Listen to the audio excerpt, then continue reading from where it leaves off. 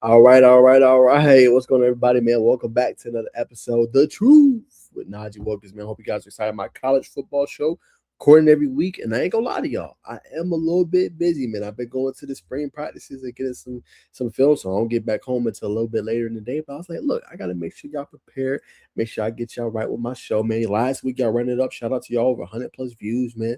Just let me know topics y'all want to see, man. I'm trying to connect with y'all, and please. If you want some merch, please let your boy know. But remember, let me make sure you like, comment, and subscribe. And obviously, man, we got merch now, man. You see me around wearing it. That'll be obviously me, man. You guys always support the channel, so appreciate y'all for that. We're gonna continue to grow this thing, man. I want to give you guys a platform that you know the guy's gonna be authentic. You know he's gonna keep it real, man, and he's gonna have fun doing it. Not no, oh, I'm gonna talk like this. Nah, man, we want to have fun and good time and keep it real and give our authentic opinion. So appreciate you guys as always for supporting. A lot in store for today's show, man. Can't wait to get into it. We're talking obviously NCAA is gaining steam on the 5v5 or 5-for-5 rule for eligibility. We're going to talk obviously about that. The latest things going on with Cincinnati Bearcats quarterback Brendan Sorsby, and so much more on all the six teams. Now, mind y'all, it is a little bit slow right now. We just had the end of spring, right? So there's not too much really going on. Not a whole bunch of like national news right now. But things will start to kind of heat up when the summer picks up a little bit with summer camp and training and different headlines and news. But it's a little bit slow right now. But still some news, so we're gonna obviously hop on into it and talk about it. And let's go ahead and start with the 5-for-5 year eligibility right now. This is from a via USA Today article. Here it is here. Sorry about the ad, y'all. But this is from John Luzzi and John Bryce of USA Today. It says NCAA's 5-year eligibility push won't help athletes already out of time, right? So the adoption of the NCAA's 5v5 year eligibility rule is one step closer to being approved and implemented. Don't just call it 5-for-5, which was the message FBS Division One coaches shared as they left the D1 head coaches meeting at the annual AFCA convention on Tuesday, January 13th, 2016 in Charlotte, North Carolina. Says the NCAA Division One Board of Directors announced on Monday that it has directed its Division One cabinet to advance talks on providing student athletes up to 5 years of eligibility, beginning the regular academic year after they turn 19 or graduate from high school. Division One cabinet, which kicked down the 5-for-5 idea earlier this month, is expected to meet next on May 22nd. Right, so they are going to meet next month to talk more about this, and it's continued to obviously gain steam. In a statement to ESPN's Pete Thamel, NCAA President Charlie Baker said he's pretty optimistic that the new 5-year eligibility proposal will happen. Currently, the NCAA provided student athletes with the maximum of 4 years of eligibility out of high school. This is before the possibility of a redshirt year or medical redshirt waiver might be added to the students' athletes' eligibility status. Excuse me, y'all. The time is now to reform the period of eligibility rules to provide Division One student athletes in our schools clear and consistent standards that align with current college athletes' experiences. Virginia Tech president and chair of the board of directors Tim Sand said in a statement, "The board fully supports student athletes receiving the unprecedented financial benefits now available to them, and emphasize these changes will protect opportunities for high school student athletes to access the benefits only college sports can provide while delivering predictable outcomes for student athletes in our schools." As noted by US Today's John Bryce, the 5-for-5 eligibility idea would consist of 5 years to play 5 seasons, no red shirts, virtually no medical exemptions, and the potential for waivers due to religious missions, military service, or pregnancy. It was unanimously supported by the 10 individuals who spoke to USA Today Sports, all of whom serve in various roles as direct stakeholders in college athletics. All right, so read through all that minutia. What that basically means is it's 5-for-5. There's not going to be much changes between, oh, okay, I had to stop this year because I had a medical mishap or mental health issues. Basically, they're saying you get five years to play 5 years of college football, right? Or you get 5 seasons to play 5 years of college football, right? Doesn't matter if you have something medical, that pretty much goes in there. But the good side of it is, and we'll talk about the downside, but the good side of it is, let's say you're a redshirt or let's say you're a freshman. You don't necessarily have to redshirt, right? Now, some people are like, well, Najee, it doesn't help because what if I didn't play a lot that year, right? You know what I'm saying? Well, you still got 4 years left. But what it does help freshmen is, let's say you play a little bit, right, in college. Let's say you play, instead of having that 4 games you can only play, let's say you can play up to 7 or 8 games potentially as a freshman. Think about all the experience that you were able to gain and be able to take into the next season, right? And be able to get those valuable reps because injuries happen. Sometimes you have to rotate those freshmen in, but think about the idea that the coach has to have And he's like, oh, well, I can't play him too much because I got to save his red shirt. Instead of now, oh, I could just play whoever I need to play, regardless. He's still going to have 4 more years after this anyway. So that helps there, right? Now, the downside of is if you have an injury, the medical part no longer, no more red shirt. So you don't get that extra year, quote unquote, for that. You know what I'm saying? That red shirt just to access it out. But technically, it's the same thing. It's 5 for 5, right? So you're still going to get that opportunity to have those 4 extra years if anything happens bad that 1 year. And you know you only need one good year of college football to really make that difference and to get on boards and draft boards. We see it all the time happen, right? Look at the most recent example. Fernando Mendoza wasn't really on boards, had a great year with Indiana, and it ends up being the #1 overall pick. There's so many other, obviously, situations to that.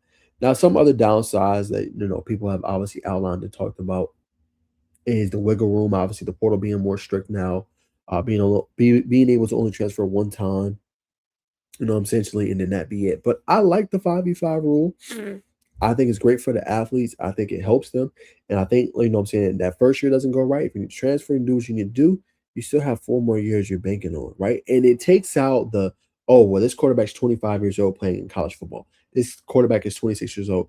You shouldn't be that old playing college football, right? It's a young person's game, young adult game, in my humble opinion. From 18 to 19 on to about mid-20s, 24. That's right before you finna hit mid-20s. That's the perfect era for college football and what it really should be. Anything after that, that's it.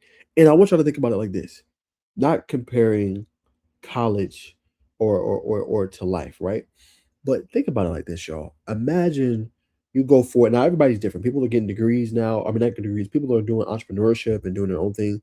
But I want y'all to imagine for a second, after y'all do about 4 years in college, right? What's usually your next step? Usually you find a job, right? For some people, the elite people, they're going to go get an MBA or they're going to get a master's degree, spend another 1 or 2 years in college, right? What happens after that, y'all? You're going to go get a professional job. So why should you still be in college if you've already done those 4 years when you're younger? 18, 4 years is 22, 19, 4 years is 23. NCAA is basically doing the same thing. You get to go from 19 all the way to when you're 25 or 24, excuse me. When you do 4 years, you go and get it. It's like, oh, I'm not gonna go get a college job because it's not gonna get it done. I'm a professional now, right? So I'm gonna go get a professional job that pays me enough to sustain my house, enough to sustain my car, and all that good stuff, right? It's the same kind of notion, right? After those 5 years, that's it. If you didn't make it, you got to find something else to do. And now you're getting paid good money on top of it. So if you're smart with your money on and you do the right things, you can create a business, an idea, what I'm saying, innovate something. You just never know. So that's another reason why I think it's good. Again, those are two different scenarios, but I bring up my rationale of how I think about it and how I view it. And that's kind of how I view it and how I would go about it. You know what I'm saying? So I think for the athletes, it's a great opportunity. You get 5 years regardless of whatever happens. And I think it helps the high school athletes because it's not like, oh, well, I get a 6th year of eligibility. I get a 7th year of eligibility. I get an 8th year of eligibility. Like it access all that. And it helps the high school kids who really gets the worst case of this scenario because those jobs and things, that's it. Like, you know what I'm saying? It goes to the older guys. So now you have the 5 for 5, the 5 years to play 5 college football seasons. That's it. So to me, I think this is a win for high school football as well. Of course, coaches will still go and use the portal and things like that. But for coaches that's going to develop, now you get to go there to the school, grab the high school kid, develop them, have them up to 2, 3 seasons, do what you need to do. So I like it. I think it's going to be good. The only bad part of it, and this is the downside that I just thought about, is what happens to the kids that are currently in school, right? The red shirt guys, or let's say, it's example, like you're in your 4th year, your graduate student, like I guess graduate student will also go out of the window as well, right? 5 for 5, of course, right? So what happens to those kids that are still currently in school and they want to do that? Do you give them that extra year, right? Up until you get to that point, or are they also axed out? That's probably the worst part of this. What I'm saying, being passed is what happens to the current guys that are 4 years or about to be that 5th, thinking about trying to get that 6th. Like what happens to them? That's the biggest thing, obviously, in this. So I think it's a great topic, great discussion. Y'all comment down below your thoughts on a 5 for 5. But I personally don't mind it. And I personally think it'll be obviously great for obviously the sport. All right. We got to talk about some massive, more massive college football news, and we're talking Brendan Sorsby. This is crazy to think about his current situation and where he currently is right now. And it's a guy that was very productive at Cincinnati, and before that he was at Indiana. But a very cautionary tale, as I said on my TikTok, because if you're Sorsby, you're probably one of the best quarterbacks in the sport going into this season, right? Obviously, throw Arch in there, Julian Sand, Darian Mensa, right? Sam Leavitt of LSU, right? All those guys are in that conversation. If you're Sorsby, they went and paid you $5 million, right? Now it's not his fault because it happened before he came to Texas Tech, but it's cautionary tale to be careful with what you do, right? And to the betting, which is so pervasive now, and it's to a point where you can just get everything right all on your phone, right? And you can make bets and prize picks and DraftKings and FanDuel. So for him, he sits in a tough spot because now the NCAA can permanently ban him. And that's it, right? $5 million drain if you are Texas Tech. And now you have to figure out who's going to be next for you moving forward, right? Well, Hammond was not going to play until at least week 3 of the season. So if you are Texas Tech, you're in a quandary, right? Like, what the hell happens now? Right. And if you're Sorsby, it's like obviously he's checked into, clinic, whatever you want to say, for his gambling addiction, made over thousands of bets. But to me, it's never smart to bet on a team that you're currently playing on. Like, that's just, to me, not smart. And that's what's been coming out today. And they're saying it's the potential that he could never play again. Right? Crazy to think about. But that is the current situation of where Sorsby is. And he could potentially never see NCAA again. And right, this is his final season. So for Sorsby, like, you're missing a great opportunity. You know what I'm saying? Now, obviously, Texas Tech has backed him early when this came out. They said we love Brendan, and we support his decision to seek professional help. Texas Tech head coach Joey McGuire said in the statement, taking this step requires courage, and our primary focus, is on him as a person. Our program is behind Brendan as he prioritizes his health. And it says, we love Brennan and support his decision to seek professional help. Obviously, same thing I read. And it says, Texas Tech primary focus remains on fostering an environment where student athletes feel empowered to prioritize their mental health, seek professional assistance, the statement read. To protect the integrity of the recovery process, Texas Tech will have no further comment on Brennan's status or treatment progress at this time. We kindly ask the media and public to respect privacy of Brennan and his family. Okay. So that was what was said by Texas Tech. Again, it's a cautionary tale situation. It happened years ago. I'm not excusing it.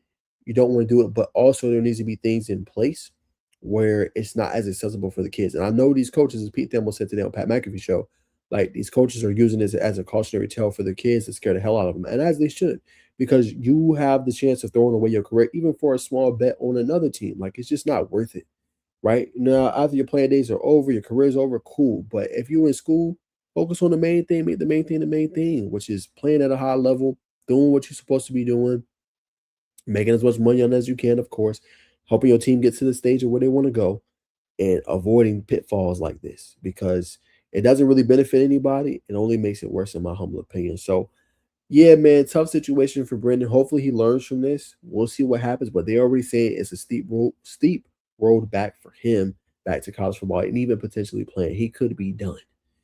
So crazy news, but one of the biggest headlines right now in college football is this news on Brendan Sorsby, and we'll keep you updated. But I think it's wild and obviously a cautionary tale.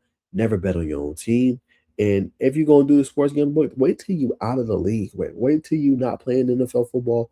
Wait till you not playing college football. Like, if it's that important, do it then, right? Like, I don't think he has a gambling addiction, in my opinion. I just think he did some things when he was younger. He wasn't thinking as a college kid, right? And it wasn't considering the situations like, oh, I'm gonna just place a little bet. And again, I'm not trying to demonetize the situation or say, like, or desensitize the situation saying that it's right. That's not what I'm saying. But I get where he's coming from. And it says an addiction. I've placed some bets before on prize picks, what I'm saying, stuff like that. But you just have to be careful with what you do and how you do it. I think that's the biggest tell from all of this. And obviously it was Sorsby. But we're going to leave that there. That's the national headline news for today. And we're going to continue going. And we're going to go to our team segment. And it's time to talk Alabama. We love to use Bama Online 247. They make you pay. But I pay for the On 3 subscription. So this is obviously where we go. Okay. Now, we already talked about it on the show. They landed Elijah Haven. As y'all know, I'm going to be covering Alabama recruiting, all they big time guys they get, players, big time commitment. 2 guys now committed for 2027 class. at the quarterback spot. Massive moving forward for them. He will help them out a ton. But there's some guys that people want to know who is next. Right now, in this picture, this is obviously Jordan Edmonds. He played at Sprayberry High School here in Georgia. 5-star quarterback, one of the best ones. But right now, this guy right here is getting a lot of steam, and this is Darrius White. And I actually got a chance to go see him today, right? Nothing crazy for the audience at home that are watching, but I want you guys to see a little bit of this tape and just him going through the corner drills, right? Just moving fluidly, getting in and out of his breaks. He's going to play corner, and he's doing a little bit of everything. He's playing some slot corner, some boundary corner. He's going to be a guy for them moving forward, 6'3", and he has a bright future ahead, in my humble opinion. I think the kid can potentially be special, and Alabama is all over this recruitment. You know what I'm saying? And I love the dude's physicality and how he takes full advantage of the game. And I think if you're a Bama fan, you definitely want this guy on your back end. And it's crazy to think about where he is today compared to when I first seen him. And very underrated. Nobody knew who he was. I remember taking, you guys don't believe me, you go back to my Twitter account when I was taking initial photos of Darrius White. And wasn't really known, right? And it's crazy to see where he is today. And just goes to show you one good year could change your life. Now he's a state champion. Quickside is one of the top programs in the state, let alone the nation, and has completely blown up. Also picked up an offer today from Virginia Tech. So the kid is good. I know this is just one clip, but he definitely has a bright future. But that is who they're, not committing. I'm sorry. That's who they're obviously recruiting very hard. And I would say be excited if you are a Bama fan, because the kid can play, state champion, and a different breed. So don't be surprised with that. Slated to visit Tennessee on May 21st to the 23rd. It has an official visit set up on the 29th through the 31st for Alabama. As y'all know, recruiting is going to heat up because OVs now are starting to get scheduled, and it will be at the end of May is when those obviously visits are going to happen. So keep a lot there. We'll probably see some more commitment soon. In addition to him, they're also recruiting Mitchell Turner. He's the number 3 defensive lineman, Louisville High School in Mississippi. Alabama doesn't have many DL targets after impressive haul in 2026. Turner has been at the top of the list for several months after Coach Todd became the first Power 4 school to offer him. He'll return to Capstone on May 29th to 31st with defensive line coach Freddie Roach, aiming to close his recruitment before official visits to Ole Miss, Texas, and Mississippi State. So they obviously like him a lot. It says Alabama is my top school right now. So they are in a good position to land the top defensive lineman in the country, Mitchell Turner, who comes in at number 3. They're also recruiting Antoine Jackson, 4-star edge from Collierville. That's in Tennessee. They really like, obviously, what he has to offer, one of their top targets. Says our relationships have been comfortable for a little bit now. Jackson told BO Alabama Online after C-Rob had an in-home visit with him last week. We've been talking about things more than football, things outside of football. We've got a really good relationship. He has a good relationship with my mom, too, my girlfriend, things like that. They really like him and the type of person he is. So, boom, there it is. Now, this guy I know a lot about. This is Nigel Newkirk. He's probably one of the top backs. There's so many good running backs in Georgia for the 2027 cycle. You look at Andrew Beard, Gary Walker. I've already seen 2 of them on my spring tour. Nigel Newkirk's another one. He ended up getting injured, but still ran for over, I think, 1,000 yards last season. Kid is explosive. It's really pick your poison in this state of what you want, because all the guys are pretty much complete packages that can do a little bit of everything. But Newkirk is a really good running back, formerly of obviously Ola High School in McDonough, Georgia, before going out to Gainesville. But the dude's explosive. The dude can catch the ball in the backfield. He can run routes. He can run in between the tackles. He can make you miss. He's elusive. Dude brings in everything. You know what I'm saying? Dude brings it in everything. And he's a stud. Now, Newkirk was recently predicted to Alabama by rivals, with chatter increasing that he's strongly favoring the program. And remember, the connection here is Xavier Griffin and Jamari Matthews, 2 guys that got out of the 2026 cycle, right? 2 of his former teammates, if you think about it. Now, he's expected to return for OVs, you know what I'm saying, I think on June 5th through the 7th, right? I've been to Bama about 6 times now. Newkirk told rivals after attending 8 It feels like I'm going to my second home every time I go. On this visit, I got to see how much the running backs have improved and hang out with players after 8 right? So he's already been 6+ times, has a good relationship with the staff, and they could definitely look to land him in a very crowded running back room. And they're also recruiting number 4 cornerback Bishop from Bishop Gorman Haynes Step. The Crip Style will have the biggest official visit weekend on May 29th to 31st. Step is going to be one of the top visitors, but he's the only top DB. Darrius White above is going to also be there. And John Meredith, who's one of the top cornerbacks in the nation. I think he's number 3 overall, number 1 in the country potentially for his position. So that'll obviously be big. Step had this to say: I've always liked Bama. Always enjoyed my time up there. I've watched games and practices and love the high intensity and how hard they work out and compete. My last visit, I sat in some film study, and it was cool to see how detailed the coaching staff is and how they break everything down with their players. So those some players that they're obviously after: Hayden Step, Nigel Newkirk, Darrius White here in Georgia, and Antoine Jackson. So that's going to do it for our Alabama segment. Again, there's not a lot going on right now, so it's heavy, heavy, heavy, heavy recruiting up until we obviously see the teams get back into it in the spring. I mean, in the summer, and that won't probably be until after Memorial Day. So recruiting will be the major thing right now when it comes to the show. Unless we see some major headlines from a DeBoer or any teams we cover, it'll be obviously very, very, very, very light.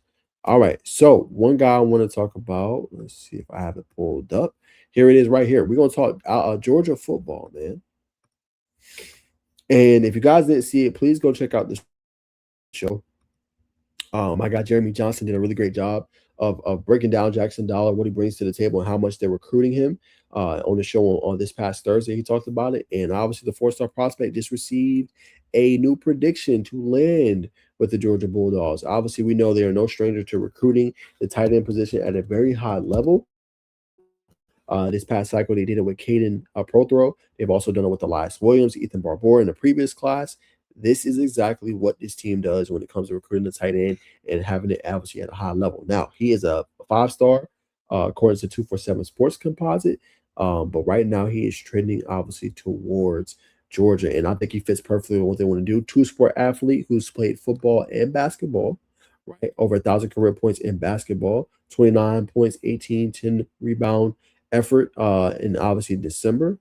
The kid's a stud, right? This past season, he got 54 passes, 1,190 yards, and 20 touchdowns. You know what I'm saying? This past season as a junior. So, dude's explosive, do a whole bunch of different things. Obviously, excuse me, he is from East Lincoln out there in North Carolina. So, stud player. Definitely think he fits their system well, and he's everything that they want him to be. Slot tight end. Blocking, obviously, continue to work on that. But talk about a guy catching the ball, high pointing the ball, making spectacular catches. That's Jaxon Dollar. So that's big time for Georgia. They've done good in their recruiting. I think they got about 9 recruits right now as currently constructed. They'll probably definitely land a couple of more. But this kid can go, this kid can play, and he's very talented. So no surprise, he's expected to announce on April 30th where he's going 6'5", 222. I expect him probably to land with Georgia. Obviously, the prediction sells that, but the kid is explosive. Kid can play at a high level, and he just received obviously that prediction. Okay. All right. Next news, we obviously have MJ Burnett. Right now, this is a recruitment that if you're Georgia Tech, now it depends on what you want. Right? Do you want to recruit Corey Hadley Jr. or do you want to go after and try to get an MJ Burnett, whose dad played for you with Jonathan Dwyer, who loves Tech, right? Now, that's how Georgia Tech comes to this equation when it comes to Georgia. Now, obviously, he likes Georgia. I think it's a conversation between those two schools right now, the in-state. It just makes the most sense for those two schools. Who's going to recruit him, obviously, the most is going to be obviously the biggest question, right? And this is what he had to say about Georgia in the early impression on Burnett. He says it meant a lot because Georgia's a big program. They're a powerhouse program, so it meant a lot to get an offer from them. Burnett told Dogs HQ. Their main message is just how they're going to use me in their defense. Kirby plays safety himself, so he has a lot of plans for me if I end up going. Right? Obviously got a good luck during the spring. He said what stood out at the spring when he went was when I went to practice, just how Kirby leads the practice. He gets on you because he's on the mic. He'll get on you, but when you make a good play, he'll boost you up. So it's like I like coaching like that where they will get on you hard, but they also lift you up when you make a good play. My dad is my safeties coach, so he gets on me pretty hard, but when you make a good play, he'll acknowledge your play. Right? So similar kind of thing. Obviously, his dad played in the league. Georgia's been no stranger to recruiting, obviously a level. They kept 2 major guys home that was getting recruited by other programs, Tyreek Green, Blake Stewart. And you see that they could potentially have a role, especially Tyreek Green this upcoming season, right? Can't forget about the previous cycle with Jonathan Gilbert, with Douglas. This is what Georgia does. And the depth is going to be very interesting this year for the Bulldogs, and how good it's going to be on that back end consistently for Georgia is going to be something to continue to watch. But I think they're in a good spot with Morgan Burnett. And to me, I think it really comes down to Georgia and Georgia Tech to me. Now, it could be other schools. Auburn, I think, is in that conversation as well. Right? Expected to come for an official visit on June 19th. The question is, will Georgia Tech get in on this for the Walton Star, right? They're probably not going to get Chance Gilbert. Is it going to be you take two guys or is it one guy, right? And is that Burnett or is that Corey Halley Jr., right? Now, Corey Halley Jr. is committed to Nebraska, but who are you going to take is the biggest question. We're going to find out, right? But Georgia sits in a pretty good spot, I would say. Obviously, the RPM, the recruiting prediction machine, has them 36.7% to Georgia Tech, but they're going to have to do some more work if they want to land him, in my humble opinion. So that is the latest, obviously, there. All right, let's keep rolling. Let's go to Texas. What's the latest with their recruitment as guys start to hit the road, right? So a big-time guy out there in Gilmer, Texas, is 6'7", 345-pound East Texas Ismael Kamara. Hold on, let me pull that up for you guys. All right, so this is the latest here for him. After seeing a number of programs in spring, he's now preparing to see college coaches come through Gilmer before his OV season begins in late May. So keep an eye out for him. Montrell Sells, we know all about this one. Eastern World is recruiting him very hard. Texas is trying to get both top receivers to come in here. Still got Khalid Lockett, obviously, this year. Ryan Wingo, you know what I'm saying, Cam Coleman. But that would be great for their future, right? Archer will probably be going after this year. It'll be Diabell, KJ Lacey, but then you pair them with some good young thoroughbred receivers. So this one won't be easy, but they do have an OV set up, right? He's going to go launch North next Friday, check in on the 5-star, but he makes it back for his OV, obviously tempered expectations. So it's going to be interesting to see where he goes. Miami's in this race as well, you know what I'm saying, and several other standout programs, but can they do enough to bring sales home is the biggest question moving forward for the Texas Longhorns, right? Texas running back coach Jabbar Jaluk is set to see a number of targets this week with 5-star Landon Williams Callis being on schedule. You also have Arizona 4-star native Noah Roberts will also receive a visit. Texas wide receiver coach Chris Jackson will hit DFW to see that's Dallas-Fort Worth area to see Bryson's thrower, Jeremiah Douglas, and possibly Julian Caldwell, this week. A stop by North Crowley can never go wrong going there. To see 2028 4-star Chet Mays, also a possibility. And Texas tight end coach Jeff Banks is looking to make a trip to Libertyville in Illinois to check out Brock Williams. After Mark Ofri hit the Carolinas last week, we're told he could be in Georgia, Florida region this week, but he's also slated to hit the Metroplex soon to see John Meredith and Montre Jackson. So that's the latest with the recruiting. Guys are going to obviously try to go see, and guys are obviously trying to land, right? Let's see if we got anything else. Obviously, talk about Brock Williams, Libertyville. That's going to be one to watch for them. Noah Roberts, we just talked about him being another one. Bryson Thrower with North 40 in Texas. Montre Jackson. Now, this is a name that's starting to kind of heat up a little bit. And Texas has been linked to him. Jabarius Garor, who was a former Alabama commit. For those that are watching, obviously, at home. So he's going to be one to continue to watch. Miami might push for him as well. Former Alabama pledge. But they're leading currently right now for him, and he fits perfectly with what they want to do, man. So Jabarius Garor is one to watch. They're obviously going to go visit Ismael Kamara as another guy for them. So he's going to be one to continue to watch moving forward. John Meredith, we talked about. Marcus Fakatu, who is from Chatsworth, California, Sierra Canyon, is another one. Julian Caldwell, we just talked about him. He's set to announce on May 9th. So watch out for that. That's coming quick. Excuse me. And these are some names that are cold, but I feel like Texas can make up ground with Montrell Sells potentially, but we'll see. He could go Indiana. He could go, different spots. But the key thing is they still have an official visit with Montrell Sells, which will make all the difference in the world. So that's the latest on the recruiter front for them, who they're going after, who they're trying to recruit. Again, it's a light show. There's not really too much recruiting-wise at the moment. They are obviously out on the road getting and visiting some of these guys, but that is the latest obviously going on there. So we will leave it there. Now we're going to go to Tennessee and talk about the Vols. Now, I thought a very successful draft. In my opinion, I feel like Colton Hood going to the Giants is massive. For him, I think he can fit in there seamlessly. They need some more cornerback help. And wherever they're going to line him up, whether that's going to be in the slot, that's going to be on the boundary. This kid is very explosive, and he's a great telltale sign. He played at 3 different schools, but played so well at Tennessee that he was able to get a starting role right out the gate. And that was massive for him, and he played a great role this year, had forced fumbles, interceptions. Despite falling out the first round, 37 is still pretty good. Still get a guaranteed contract and played very, very, very well. Now, Carolina I love this fit for Chris Brazzell II because he's not far from Tennessee, one. And two, they need more guys like a Chris Brazzell II that can burn. This guy can burn you in the slot, outside. I think primarily he's going to probably operate in the slot. They have Jimmy Horn, they have Tatoria McMillan, but you talk about adding to your group, adding to your franchise. This is how you do it. Getting Chris Brazzell II is going to be massive for them moving forward. Kid can play, right? He was one time was leading the college football in yards, right? So I think this pickup for them is massive. And I agree with the A+ that Caleb Sisk gave it because he can fit in there instantly and he could easily be a guy that established himself as the number 2 or the number 3 potential wide receiver for them. So despite him going number 83 overall, this kid has a lot of upside, man. He could easily become one of them top receivers in the NFC South Division, especially with Mike Evans no longer being there. So that was a great pickup. This one's a little bit interesting with the Raiders. Obviously, a team that's looking into a different direction. I can't believe Jermon McCoy fell that damn far, all the way to the 4th round. But apparently, teams were hesitant on his knee issue, saying he might need a bone plug potentially, and he might have to have another surgery before he can play. But we know he's a first round talent. And I wish my Bengals would have got him. But the Raiders is the team that pulled the trigger. They need cornerback help.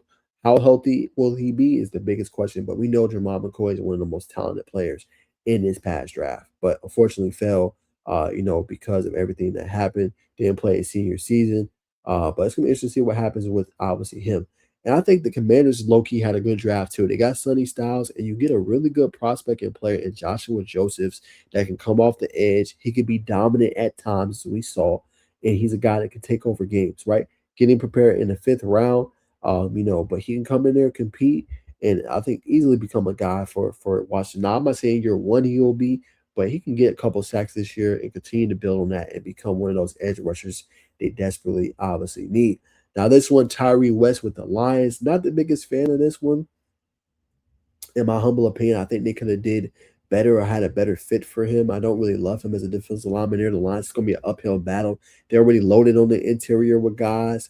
What I'm saying, like DJ Reader and many more. Feels like it's going to be an uphill climb for him with the fit with the Lions. Now Tyree can play, but I just feel like it's going to be hard for him to see the field consistently. Obviously, there. Now you had Joey Aguilar, UDFA deal with obviously the Jaguars. Obviously, if it was an A+ deal, we know Trevor Lawrence is going to be the main player there and the main guy. But he can go in there, learn and develop. And obviously they're giving him a shot. And see his story of going to a community college, coming up, playing for App State, going to UCLA, then coming obviously back down to Tennessee. Good to see him obviously get a UDFA deal there. And obviously he can learn, right? And he can potentially compete with the Nick Mullins, right? It's not guaranteed he'll keep that backup spot. So that's obviously good for him. Jackson Moore, obviously a deal with the Los Angeles Rams. And this just feels fitting to me. I would give this an A pickup for sure because he'll play defensive line. Now they're loaded with a whole bunch of young guys, Jared Verse, but he gives me that early inclination. He could be a guy that get into a rotation, right? Obviously, he has to get a guaranteed contract. You know what I'm saying? Obviously, I think it's a 250,000, I believe, guaranteed for most guys that get UDFA deals.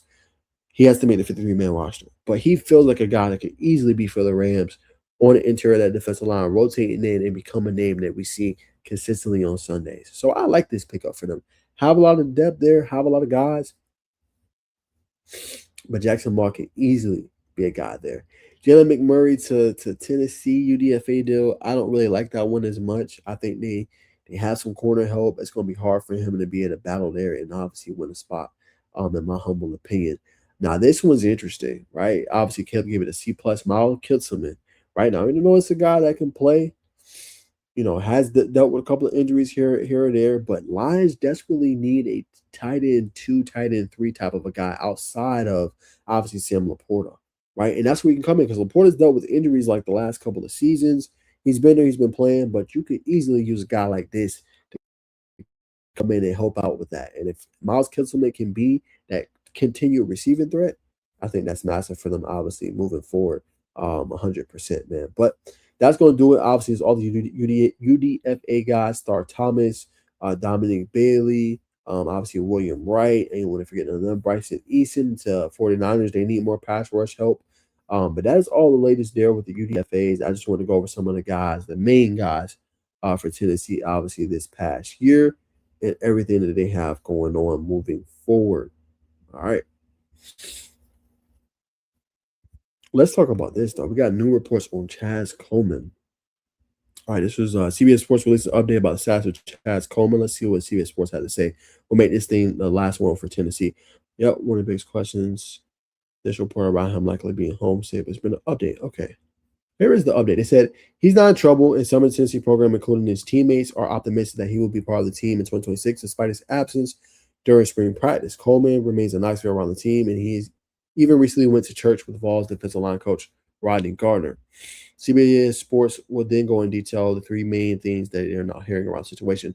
When talking to sources about Coleman's situation, they tend to point to three things. He's homesick and feeling the pressure as a newfound millionaire. Interesting. He suffered a head injury at an unknown point during this time at Penn State that seems to have caused lingering vertigo symptoms. And then there are concerns about his tardiness and engagement level early in his Vols team, CBS Sports reported. This is something that Josh Heupel spoke about very early in the press conference following the annual Orange and White game. Also, Chaz is dealing with some things off the field, and he's got to handle that and go through that process. Heupel said, "We're here to help and support him in all of the ways, and we'll continue to do that. But that's ultimately the beginning of his journey. Right now, there's some things that he has got to work through." All right, there's the latest there. Obviously, a little update on Chaz Coleman and the latest around that situation. Tennessee's going to need him, right? Tennessee's going to need him, and they're going to need him in a major way this upcoming year. Losing some of those pass rushing guys, he's expected to, they got a really good guy that they got, obviously from the portal, but they're going to need Chaz Coleman to step up big time here. So it'll be interesting to see if he can finally get over those things he's dealing with and be able to, make a difference and an impact this season for Tennessee. And hopefully they can avoid a similar situation to what they had to deal last year with Boo Carter not showing up, things like that. You don't want to keep having that if you're Coach Hypo and you're trying to build this team to where they want to obviously be at. You just don't want it. All right, we're going to leave that there. All right, let's talk Georgia Tech. All right, let's see. All right, bring this up for you guys. It might be this one. Yeah, here we go. Here we go. I don't know why my thing keep going in and out like that. Okay, here we go. Wow, why is it lagging like that? Hold on one second, y'all. Okay, here we go. All right, share the screen. Okay, so my guy Jaxon, obviously he graded the UDFA landing spots, obviously for Georgia Tech guys and fits and all that good stuff. So it makes a lot of sense, right? But what I want to talk about is I think this was a very successful draft for Georgia Tech. When you got Keelan Rutledge, as I talked about before, I won't reiterate on all the points I said before, but him going number 26, Houston trading up to get him was massive for them. He wasn't expected to be a first round pick until very late. And I think that's a great pickup for them to show that, hey, we can develop guys and we get guys go in the first round. First player to go first round for Georgia Tech since 2010. Derek Morgan and obviously Demarius Thomas. So that's massive for them. And then also Jordan Vandenberg. He went sixth round, I think 210 to Chicago Bears. Now, for guys that didn't get invited, obviously to camp, or excuse me, to the NFL scouting combine, that was massive for him. Really impressive pro day, met with several schools, did his thing in the bench press. That was massive for them. You know what I'm saying? And then now you got Haynes King. Now I thought the Falcons would have been a better situation for him compared to the Panthers. But then again, hey, you never know, right? He can go in there, he can develop, he can learn the scheme in the system. You know what I'm saying? He can continue to take his game to the next level, right? So I like the fit to Carolina, right? Obviously, I give it a grade of a B as well. They got Kenny Pickett, Will Greer. Those are all guys that Haynes King can compete with and potentially earn a backup role or QB3 role early on, right, in his career, right? None of them can rush to a level that he can. I ran like a 4.42, I believe, if I'm not mistaken, or 4.46 is what it was. I think that's a great pickup for them, landing him. And I think, he'll only be better from it in the end. And we'll see what happens. There's definitely a lot of opportunity there for Haynes King. Now, for my Bengals, I like this move as well because I think Jamal Haynes could definitely fit into our scheme and system, right? This one will be interesting because we already have Chase Brown is our running back, right? Still got to extend him, so we'll see what happens there. Samaje Perine, the veteran, probably only has a couple more years left anyway. Tajay Burks was the rookie we took last year, so there's a chance for Jamal Haynes to be on this team, and he could easily be RB4 or RB3 potentially and have a role. And where his role could be, it's a great fit. He could potentially be a kick returner or punt returner for us. We've struggled in that category. And I know Haynes has done a couple punts here and there. He could easily be that guy for us this upcoming season. And we need more explosive guys. And he's young.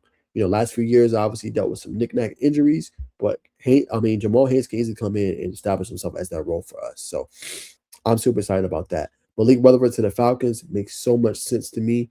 Drake London, obviously Jahan Dotson, Olamide Zaccheaus, Zachariah Branch is who they got as well, but they don't have a Malik Rutherford, a short-handed guy on third and long that they can go to, right? I think he perfectly fits into that situation, and he could easily establish himself as a wide receiver on his team and potentially be a guy that plays for them, right? Be interesting to see. And they're going to keep a whole bunch of receivers, probably like 6 or 7. I think out of this room, he could definitely establish himself and be a guy in that room. Then you have obviously Eric Rivers to the Tampa Bay Buccaneers, right? Now they're losing Mike Evans. You know what I'm saying? They do have 2 good receivers, but easily he can potentially make this roster in this team with what he can obviously do on the gridiron. So don't sleep on that. Jai Gilmore to Tampa Bay Buccaneers, not a bad move either. You know what I'm saying? But he can play all over the field, which his versatility will make him good. Cornerback, boundary, inside, safety, free strong. Watch out for Jai Gilmore. I like that pickup, obviously, there for the Yellow Jackson. I think he could be a guy that potentially makes some different noise. Amari Harvey, great position, great opportunity for him with the Denver Broncos. Can learn so much from guys like Pat Surtain. Obviously, this past year with Jahdae Barron, like there's a whole bunch of guys he's going to be able to learn from. So if he does or doesn't make the 53-man roster, he has plenty of opportunities there to just learn from guys and just seek knowledge. I think will be massive for him moving forward. So those were some UDFAs for obviously Georgia Tech. Other guys got minicamp invites: Clayton Powell-Lee, Dean Patterson, JT Byrne, Josh Beatham. Those guys got different spots, so it'll be interesting to see what happens with them. But Georgia Tech definitely sits in a good spot, in my humble opinion. Good UDFAs, 2 guys drafted. And think about it, it could be one of those Power 4 programs that they get any guys drafted, like Colorado or Virginia. Georgia Tech didn't. You know what I'm saying? They had 2 guys drafted and a whole bunch of UDFAs with great opportunities that can make NFL rosters and be key contributors next season in 2026. So this is big for Georgia Tech moving forward. And I really think they hit, obviously, on the draft and moving forward. I think they're going to be just fine, man. I think they're going to be just fine. You know what I'm saying? So I wouldn't worry too much about that. Let's see. It is a slow time right now. See if it's anything college football related. Mbakwe, Tim Griffin. Yeah, I think we will leave it there. See if he said anything interesting here. Mendoza, Furman, Tay Harris. All right, yeah, that's good, man. Not too much going on in the Georgia Tech front, to be honest with y'all. You know what I'm saying? Everything's a little slow right now, but things will pick up, man. Things will pick up. All right, let's talk my Miami Hurricanes to end off the show for today. 3 takeaways from Miami's first week on the road. Major flip targets and linebackers. Let's talk about it. All right, so flip targets, they are after Waxahachie, safety. Hold on, pull this up for y'all. Okay, they're after Waxahachie, safety Jaquan Snell. Texas A&M commit has talked about potential shutting down his recruitment, but the fact is that hasn't happened yet.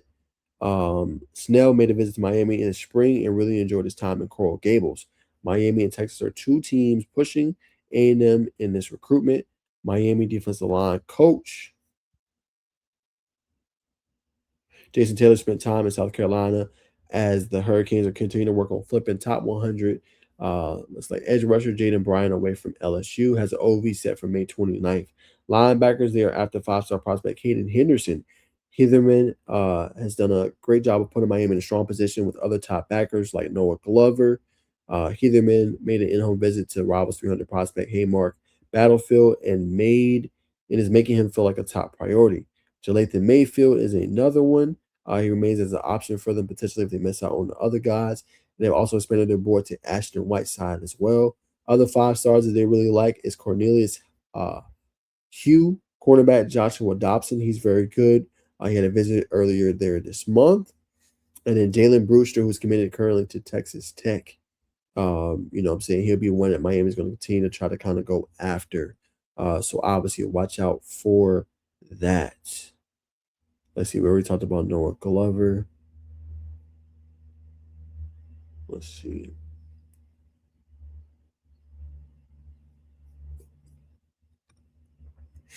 All right, let's pull up this last one right here. Miami hosted a handful of talented underclassmen for a spring ball splash event this month, including elite Jacksonville Bulls edge rusher Asher Giotto. He's the number 2 edge, number 7 overall recruit nationally in the 2028 class. He had this to say: it was amazing. Giotto said, coming back here every time is great. The staff is amazing. The guys were flying around at practice. I was here last year and jumped off the high dive. I didn't do it this year because it scared me a little bit. Miami weather is great. You can't really beat it. I got to meet with key components of the staff like strength and nutrition. It was phenomenal. Players were awesome. And Keith Messenger was out there and helping the guys out. Ruben Bain was here the other practice. Both Ruben Bain and Keith Messenger were selected in the first round of the draft last week. He says that says a lot. You see 2 first rounders. It's crazy to see that in the same year. Next year, you possibly have 3 going in the draft too. The defensive line speaks for itself. Jason Taylor develops guys every year. He sends them to the NFL every year. It's great to see that. The development part is crucial to me. Miami has great development. I love everything about the development. Seems like I really got a chance to connect with Jason Taylor. I had dinner with him. I love how down to earth he is. He went through the process. He's a Hall of Famer. He's a great coach. He takes time to dissect things with you during practice. He makes sure you get it right. There it is there, the latest on the recruiting for the Hurricanes and who they are obviously after. A great recruiting class. And they'll be after other running backs as well after losing out, obviously, on Myson Johnson Cook, to say the least there, man. But let's go ahead and do a quick look as we wrap up the show with the Hurricanes on the non-players drafted. They were one of the highest teams this past April or this past last week that were able to land guys. Francis McGowan was the highest person for them. Obviously, offensive lineman, he was a stud. 10th overall to New York Giants. Defensive end Ruben Bain. Would love my Bengals to get him. He went 15th to Tampa Bay. It's a great pick there for him. He'll definitely be a guy. He stays in the Sunshine State. Akeem Messenger, number 22 to Los Angeles Chargers. They're in desperate need of more pass rushers and more elite guys off the edge. So that's a great pairing there for him. You know what I'm saying? Those are 3 first-round picks for them. Then you had Carson Beck going to Arizona. Plenty of opportunity there with Jacoby Brissett being there. No more having Kyler Murray. So Carson Beck in a few short seasons could easily be the QB1 for the Arizona Cardinals if he plays his cards right and if he does what he's supposed to do. Markel Bell, I love that pickup for the Philadelphia Eagles. At the left tackle or right tackle spot, Lane Johnson eventually is going to retire. He's been a staple there from Oklahoma for years to come. But Markel Bell could easily at 6'9", 346, 350, 360, however you want to call it, could easily establish himself as a guy in the next few years for the Eagles. Jacoby Thomas to Minnesota. Again, they've had that safety Harrison Smith back there for such a long time. Thomas could easily be that next guy in line for them, 3rd-round pick. Could easily step in there and become a guy on the back end for them. Keontae Scott to Tampa Bay. He'll be another one, another great player that Tampa Bay got from Miami. They really like the Miami players and keeping them home. You got offensive guard Nez Cooper went to the Jets. And wide receiver C.J. Daniels went to the Rams. Be interesting to see there. They already loaded out wide receiver, but they could use a wide receiver 3. So that'd be interesting to see what he's able to obviously do there. Miami tied for the 4th most players selected in the draft behind Ohio State, Alabama, and Texas A&M. Clemson and Texas Tech also had 9. And crazy to think about for a down year for Clemson, still having 9 players drafted. And the fact they had that kind of a season is pretty wild, going 7 for 6. Just goes to show you, not always about talent on the gridiron, especially when it comes to college football. It's about the coaching and getting those guys to play and get the most out of their talent. Miami 16 draft picks in the last 2 years is the most in a 2-year span since 2003, 2004 when they had 17. And remember, during that span, that was the great teams from the Hurricanes that was in contention for championships, winning at a high level, same as we see with the Hurricanes currently constructing right now. And I think you've seen it with the last recruit. We talked about Giotto. Like, they're getting guys, they're developing them, they're going to the next level. Guys are transferring in, like Jacoby Thomas.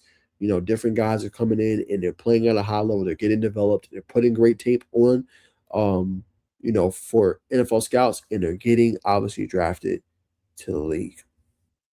Exactly what you want to see. A great recruiting pitch for Miami as they bring in guys, and I think it's only going to continue to go up as they continue to win more games, and especially this year, if Miami has a dominant year, look the hell out. I think you'll see even more guys drafted going from maybe 9 to even double digits potentially moving forward. So Hurricanes sit in a good spot. They should be a good team again, and they should be right there on the mountaintop. But that's going to do it for today's show, man. Appreciate you guys always tuning in to the Truth with Najeh Wilkins. Make sure you like, comment, subscribe, and let me know if you want to get you some merch today. You know what I'm saying? Appreciate all you guys. And please let me know topics you guys want to see. 6 main teams, as I always say every show: Alabama, Tennessee, Texas, Georgia, Miami, Georgia Tech. If you want me to throw in another school in there, I can maybe give you a lucky 7. But the school got to be good, right? Is it Big 10? Is it Ohio State and Michigan? Right? Is it Big 12? Is it Texas Tech? Right? You know what I'm saying? Is it Colorado? Is it Baylor? You know what I'm saying? Is it Kansas State? Or is it from the ACC? Is it Clemson? Right? Florida State? Right? Y'all let me know. If you want me to cover 17 and you're watching the show and you watch all the way through, let me know what y'all want to see. I want to connect with y'all. Y'all doing great. I appreciate all the support and love. 2,700 subscribers. Let's get that to 3,000. You know what I'm saying? And let me know more content y'all want to see. Till then, it is The Truth with Najeh Wilkins. And I'll see you guys in the next one. And make sure you guys like, comment, subscribe, and I'll see you in the next video. Peace.